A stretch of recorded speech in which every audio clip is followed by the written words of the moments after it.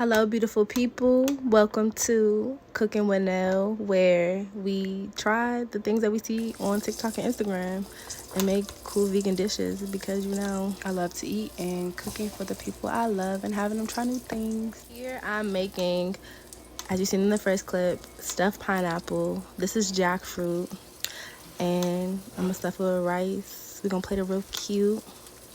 So stay tuned to the finished product. So what you see me doing right here is just battering up the jackfruit like it's fried chicken.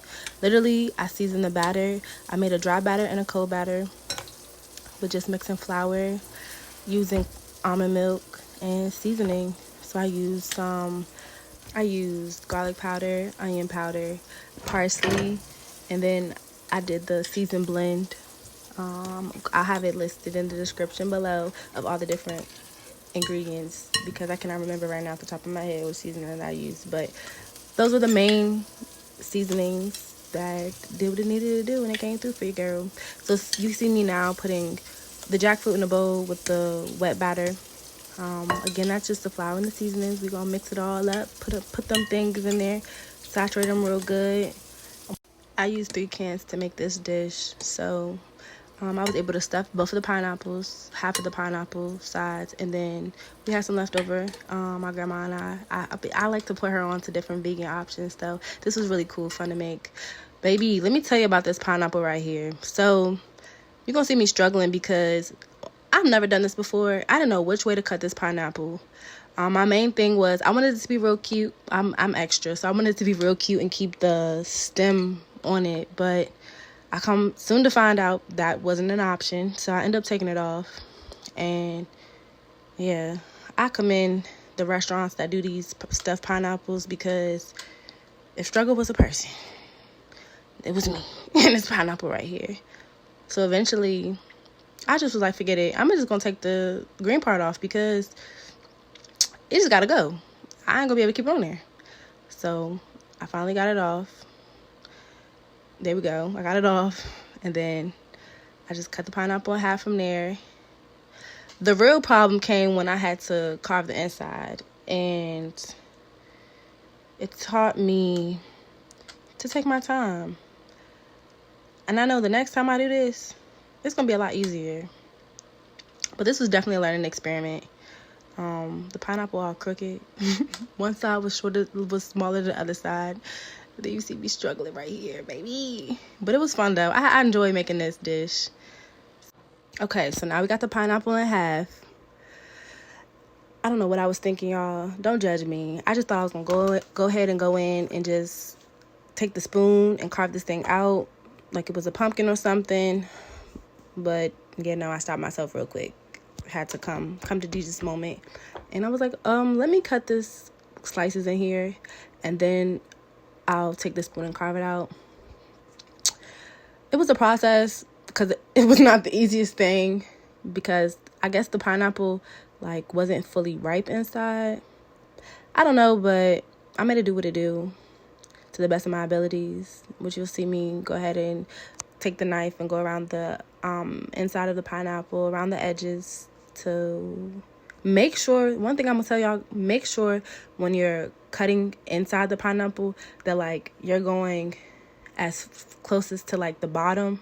I don't know if that's making sense how I'm explaining it, but closest to the bottom, because then when you take the spoon and get the pieces out of the pineapple, you won't struggle as much as I did because I didn't cut deep enough into the pineapple. So don't do what I did. Be better than me. So you see how I just cut this one piece? I didn't go deep enough into the pineapple. So I only got a little piece of it. So yeah, go cut deep. And then once you take the spoon, it makes it a lot easier to just go ahead and get the pineapple guts out. So by the second pineapple, I was like, oh yeah, I got this. I didn't have this. I was still struggling, but we made it through. I did it to the best of my abilities. Again, this was the first time I made this, y'all. But I was proud of how it turned out. And my grandma, she actually liked it too. So, listen, there's so many different vegan options that we can make to make food fun. I'm a foodie, so whenever I see these recipes, I'm like, oh yeah, let me try to go ahead and make that. And this was one of those experiments. So listen, try it, make it, and just follow the recipe. I just seen it and I was like, oh yeah, I can make that. And I've made vegan options before, so this wasn't hard. It was just like a process to make it. And again, this pineapple and me was not getting along. So here you have the jackfruit again. You literally just cook it like you cook fried chicken. You batter it, put in the wet batter, put in the dry batter. Make sure you season both batters, your wet and your dry batter, and let that thing fry. Get a good crisp on it. I love crisp, a nice crunch. So I keep the stove hot, and we chef it up. Cooking is so fun, especially cooking vegan foods. It's like, because often people be like, especially because I'm the only person in my family who's vegan, so everyone's always like, what do you eat, and all this other crazy goofy stuff that they be saying. But then when they eat it, they be like, oh, this is actually good. So I really find joy in just making different dishes and making it fun. So again, I used 3 cans of jackfruit. It was enough to stuff both of the pineapples, and we had some left over. Make sure you cook your jackfruit as if you're cooking fried chicken, because you want to get a good crunch, and you want to make sure that the inside is nice and like cooked through, because jackfruit has a tendency, it can be hard if it's not cooked all the way. So just make sure you like fry that thing up real nice, real nice, fried up. I do this process one more time. Fry it up, cook it up, chef it up. Make sure that thing real nice. If you guys have some other, ideas that you see, send them to me, and I'll do more videos like this. All right, so now it's time to sauce it up. So you see here, we have the Southern Creole sauce. I got this from Whole Foods in the sauce section. This sauce, it had a nice like little kick to it. Not too spicy, but nice little kick. For my spice lovers, I would give this a 7 out of 8. Honestly, it was not my favorite sauce, and I think because it was spicier than what I wanted it to be. But if you like spice, then this is the sauce for you.